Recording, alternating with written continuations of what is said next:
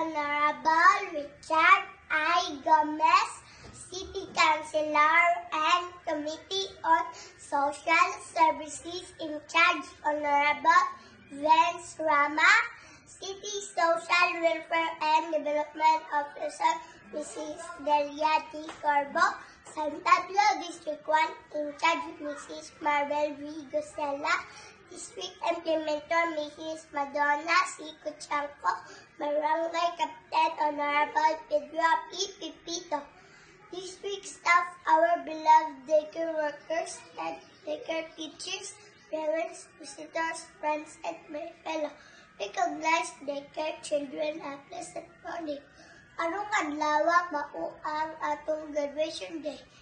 In kita mga kabataan pagtapos sa unang ang sa atong pagtungha. Diin kita kasudlon sa atong mga bakugyo na mga daycare workers sa maayong mapatasan o mga maayong gawin. Aron kini maoy gabayan niya ngadto sa atong pagdako. Mahimong kita ang responsable sa atong pamilya o sa atong kagalingon. Busa itang mga kabataan dasigon nato ang atong kagaling sa pag-eskwela. Aron ang maayong umma atong makabot.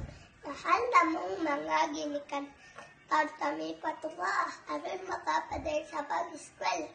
Daghang salamat Papa o Baba sa inyong pangmahalong suporta. Thank you and once again, good morning.